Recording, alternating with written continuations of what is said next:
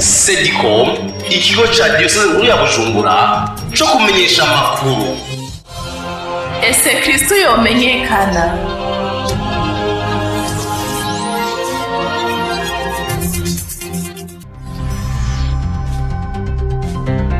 Amakuru mu Kirundi mushikirizwa na Sedicom.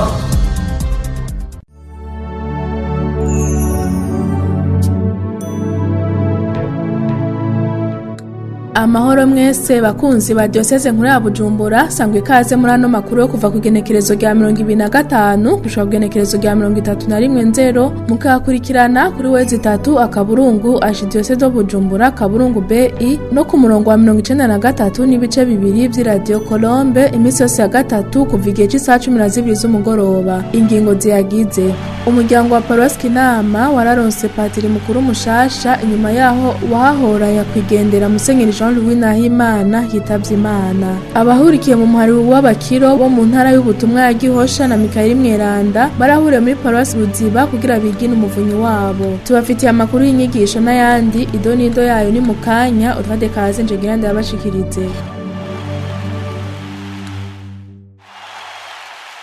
Ndasubiye kuba ikaze muri ano makuru. Ku munsi w'Imana igenekerezo rya 31 Nzero niho paruwasi yitiriwe umuryango Mweranda yo mu Kinama yagabana patiri mukuru mushasha, patiri Jean-Martin Nzirubusa, inyuma yaho iburi wahoze ayirongoye nyakwigendera Musenyeri Jean-Louis Nahimana. Inkuka y'imisa yashikirijwemwo patiri mukuru mushasha yari irongowe na nyiricubahiro Musenyeri Gerevazi bashimiye ubusa, mwepiskopi mukuru wa Diyoseze Nkuru ya Bujumbura, ikaba yatanguye igihe cy'isaha 4 zo mu gatondo. Imisi igitangura, patiri Jean-Martin Nzirubusa yabanje kugaragaza ukwemera ku Eklezia, ari nako azokwigisha abakristu yaragijwe. Musiguro y'ijambo ry'Imana, mwepiskopi mukuru wa Diyoseze Nkuru ya Bujumbura Musenyeri Gerevazi bashimiye ubusa yaravuze ko patiri mukuru mushasha amushinze kubera umuhanuzi w'ukuri abakristu bo muri iyo paruwase. Turamaze kubaha abasaseredoti batari bake ngo baje imbere mumenye aharurukiza kandi muce mu nzira y'urukiza. Ndamubahaye kwiza izina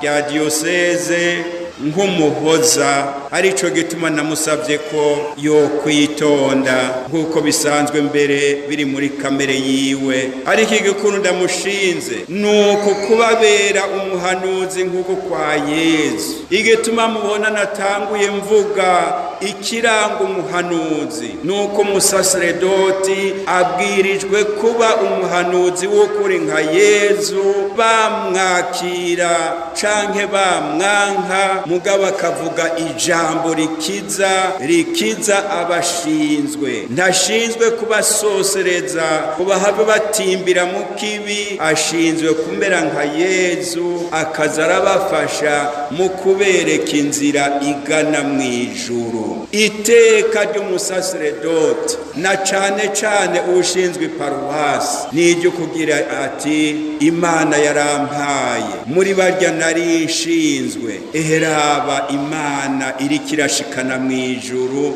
aba n'aba tuzohurirayo. Yongere kandi abitwararike mu dukorwa tw'urukundo n'utwo kubafasha kubandanya mwubaka neza iyi paruwase yanyu. Sinkekeranya ko azobishobora mumukundiye. Insiguro iheze, patiri mukuru mushasha yaciye asubiramwo indagano z'ubusaserdoti imbere y'umwungere mukuru. Inyuma yaho yaciye yicarikwa ku ntebe yicarako uriko arahereza inkuka y'imisa. Ivyo biheze yaciye aja kosa isakramentu geranda, abanje guhabwa imfunguruzo nk'ikimenyetso cyo kugurura no kugara. Patiri mukuru mushasha patiri Martin Nzirubusa mu ijambo yashikirije yarakengurutse ku mwizero bamushizeko mu kumushinga iryo banga. Mwohejwe na mutima mweranda mwahavuye muhitamo jewe nkabibashimira, bashima kuri uwo mwizero cane mwashizeko. Nibaza ko ntazobatetereza. Mwabaye nka kumwe umukama yabwira umuhanuzi Isaya ati mbega ntumende, hanyuma ho mumpamagariye mukambwira icifuzo cyanyu, murazi yuko nacengira ndi hano ntuma bijanye n'icivugo mbere natoranye kuva ngiye kuba umudiyakoni. Nakuye ngaho ku muhanuzi Isaya nyene gihe yicura Imana n'ahatarazi kuvuga n'ahatarashoboye ati ndi hano ntuma. none ndabemereye yuko ntazobatetereza nama nsaba kandi namwebwe uyu munsi ndabasaba ngo mubandanye munsabira iyo ngabirano y'ubwitonzi nk'uko mwamye mubinsabira muze mushishikare ingabirano yo kwicisha bugufi ingabirano yo gusangira ijambo n'ingingo n'abo mwashinze. Inkuka y'imisi iheze haciye hakurikira agatutu aho umwe mu baserukira abakristu yagaragaje akanyamuneza kuzuye ubukengurutsi. Nagira rero nkengurukire abakristu bose bwa mbere ukuntu bitwaye muri kino kiringo, ngakengurukira abasaserdoti bacu kuko bagumye batumira abavyeyi abatwasigaranye natwe twabakenanye. Bagatatu gukengurukira nabaye kumuherako umwepiskopi wacu ukuntu yatugumije ku mutima akatwitwararika, hanyuma aca turasana ko vuba aduhereza uyu muvyeyi mushasha patiri mukuru wacu. Turakutengukiye ko wemeye kuza tukagamuruka, Imana iguhezanye kaze mushike muri isanze, mushikiye mu muryango wiyubatse wubakitse. Patiri Jean Martin Nzero yatiwe mu ibanga ry'ubusaserdoti mu mwaka w'1988 akaba yahora ari cariho c'umungere muri sentare ya Diyoseze Nkuru ya Bujumbura. Ku igenekerezo rya kabiri Ruhuhuma n'umunsi mpuzamakungu wahariwe ubuzima bw'ihevyi muri Diyoseze Nkuru ya Bujumbura. Iryo himbazwa ry'umunsi mukuru ugira 2025 uzohimbazwa ku igenekerezo ry'indwi Ruhuhuma muri Paroisse Ruziba, ukazotanguzwa n'inkuka y'imisa y'igihe c'isaha 4:30 zo mu gatondo. Abihebeye Imana bakaba baratanguye igisabisho c'imisi 9 kuva ku igenekerezo rya 29 kikazorangira ku igenekerezo rya 6 Ruhuhuma. Amakuru y'ubutumwa muri Paroisse Kiganda, umugwi w'ugwaruka rumenyesha inkuru nziza ya Yesu Kristu kw'isi yose waratanguje icese ku munsi wa 6 igenekerezo rya 30 Nzero. Inkuru ya Timote ndayikengurukiye. Ivyo birori byatangujwe n'inyigisho zitatu. Inyigisho ya mbere ikaba yatanzwe na Padiri Desire Nibizi, ikaba yavuga iti Yesu Kristu umumisionari umwe rudende yarungitswe na Mana Data. Inyigisho ya kabiri yatanzwe na Padiri Salvatore Ngendabanyikwa, asanzwe ari wajejwe ubutumwa bw'ibikorwa vya Papa bwo gukwiza hose inkuru nziza Yesu Kristu ngaha mu Burundi, aho yasiguriye abaraho uruhara rwa Eklezia mu gukwiza hose inkuru nziza Yesu Kristu. Inyigisho ya gatatu yatanzwe n'umushinga naye Donatien, asanzwe ari umunyamabanga muri ivyo biro, aho yabasigura ibijanye n'ugwaruka gw'isi yose rumenyesha inkuru nziza Yesu Kristu. Muri izo nyigisho bose bagarutse ku butumwa n'uruhara rw'ugwaruka mu gukwiza hose inkuru nziza ngo kanatsinda ugwaruka nigo nguvuze Eklezia y'umunsi nejo. Izo nyigisho zasozerewe n'inkuka ya misa ari nayo yabereyemo umugirwa wo gutanguza uwo mugwi w'ugwaruka gw'isi yose no kurungikwa muri ubwo butumwa, aho barungitse abashika 50 bava mu maparuwasi agize intara butumwa ya Muramvya, bakaba bahabwa ishapure ya missionnaire n'itara ryaka. Inyuma y'inkuka ya misa umwe mu bajejwe ubutumwa bw'imikangara y'Imana muri Paroisse Kiganda aratubwira uko yiyumva n'ico yiteze inyuma y'izo nyigisho. Tumwumvirize. Muri rusange ndahimbawe cyane ko izo nyigisho zaje kubara urwaruka kumenyesha inkuru nziza Yesu Kristo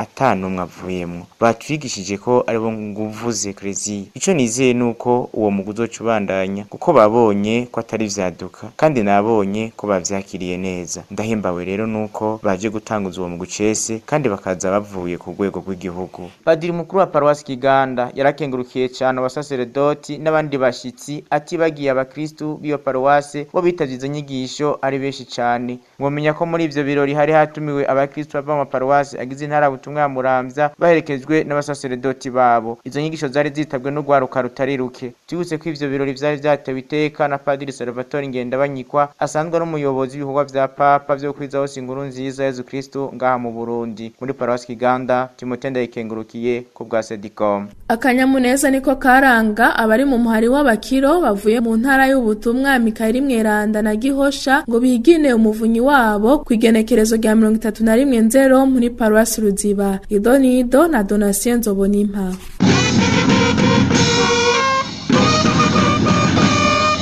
Ugwamo rwinshi rw'amatarumbeti mu myambaro ibaranga, amaberendera aranga umuhari wabo, defile ndende cyane nivyo vyaranga abahurikiye mu muhari wa Kirobo muri Vicariye ya Saint Michel na Gihosha, aho bari baramutse bahimbariza hamwe umuvunyi w'uyo muhari Yohani Bosco Mweranda. Bikaba vyabereye muri paruwase yitiriwe Mweranda Mama Teresa Bikarikuta yo mu Ruziba, hari kuri w'Imana Dominika ya 4 umwaka B. Ingoro y'Imana uyo musi yari yakubisira zima kuko igice cayo kirenga kirenga cari cicayemwo abahurikiye muri uyo muhari gusa. Mu nkuka ya misa yahereje, Patiri Deusi Nzambimana yarashimangiye kwiteka ry'ukuba umunyamuhari nyakuri. Mu vyaranze iyo nkuka ya misa harimwo uguhabwa indagano za bamwe mu bahurikiye muri uyo muhari. Inkuka ya misa rero irangiye, umwe mu bazironse twaramwegereye maze aratubwira uko yakiriye iryo teka yatewe. Ndanezerewe cyane kubona ngize indagano z'abakuru, niteka kuri jewe no ku bandi bakiro bagenzanje, nkaba nungutse byinshi, nkaba ngiye no kumenyesha inkuru nziza Yezu Kristo na cyane cyane mu muhari no kwisi yose. Nkaba niyemeje kuzoyikorera nkuko iteka ry'umukiro bivuga yuko umukiro akorera ekleziya n'igihugu ciwe c'amavukiro. Mu barongozi b'uyo muhari bari baje harimwo uwurongoye ku rwego rw'igihugu ndetse n'urwa Diyoseze. Michel Nyandwi, umukuru w'umuhari wa Kiro ku rwego rw'igihugu, aratubwira byinshi vyerekeye uyo muhari ndetse n'umuvunyi wabo. Nitumumvirize. Kiro n'umuhari w'ubutumwa bwa Ekleziya Katolika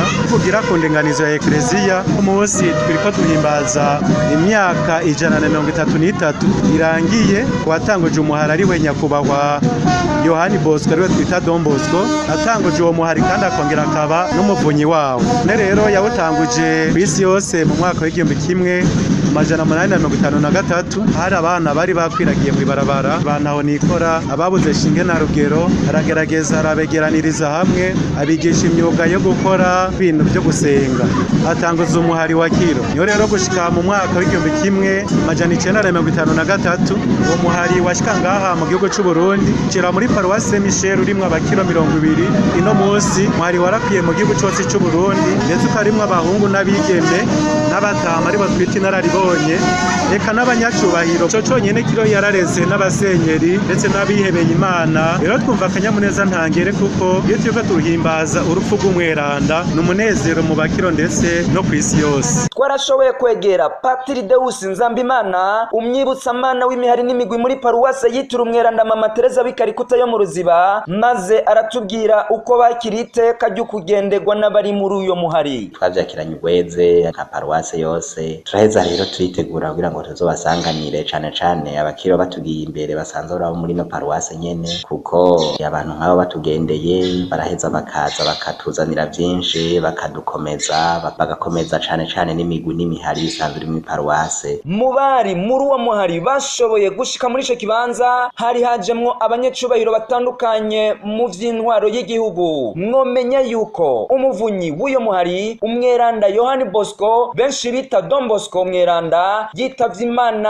haraciye imyaka 133. Donasenzo Bonima, Sedicom, Paruwase yitiriwe umweranda Mama Teresa w'ikarikuta mu Ruziba. Ngo ibikorwa bakora babivoma mu ijambo ry'Imana. Ivyo bikorwa vy'urukundo navyo bamaze kurangura mu myaka 10 iheze, ndetse ngo nivyo bazorangura muri kazoza. Vyashikirijwe na Don Divin Michael Nkuru nziza mu gihe bariko barigina isabukuru y'imyaka 10 Communauté Sainte Gidio imaze itanguye ubutumwa muri Paruwasi yitiriwe Anamweranda yo kumusaga. Ari kuri mikro ya James Nimpaye. Communauté Sainte Gidio ikwije imyaka 53 itanguye kwisi yose. Ibikorwa rero muri no myaka 10 iri kumusaga turangura, twaranguye kandi n'ubu twama turangura misi yose. Twagira igisabisho cyo gusabira aboro, turafise igisabisho tugira cyo gusabira amahoro ibihugu byose biri mu ntambara, twagira igisabisho cyo gusabira abagwaye, igisabisho cyo gusabira Ekleziya, kandi tukagira n'ijambo ry'Imana. Iryo jambo ry'Imana ntiguma mu majambo gusa, ariko ijambo ry'Imana turasaba umutima mwanda akadufasha twarikora no mu bikorwa. Ibikorwa rero dukora vy'urukundo, turaje kuraba abageze mu zabukuru, turaraba abana bantaho nikora tukabitwararika n'abana bamwe barabara, turaje kuraba abagwaye, abafunzwe, tukanafasha kubakira amazu bamwe usanga batagira aho baba, cyane cyane abageze mu zabukuru, abatagira imiryango tukababera abana. Ugwaye tubishoboye tukamuvuza, tukabasabira amasakramentu, mbere n'abitavye Imana tukabaherekezanya iteka. None ko twumva harimwo ukwitanga nk'abageze mu zabukuru baba bakeneye twifashisha, muraheza mukadukura. Ubwo butumwa ntibworoshe na gato kuko burasaba uburyo bwinshi kandi benshi ari abanyeshuri, ariko iyo dukura ubwo buryo turadodora tugasaba abantu kandi muri paruwase mbese no muri zone Musaga hari abamaze gufasha cyane cyane mu gikorwa cyo kubakira amazu abageze mu zabukuru nico gufungurira abantu ku munsi wa Noel ko nk'uyu mwaka muri Repas de Noel twarakiriye abantu 1500 murumva ko ubwo butumwa taho bwishoboza ataho dufasha mu mugongo ico twosaba rero nuko imigwi y'ubutumwa n'abandi bo dushigikira mu butumwa bwo gufasha boro mbere dusaba ko umukristo wese yokumva ko ubwo butumwa muraba aho ubaye aho ukorera ugafasha wese atishoboye.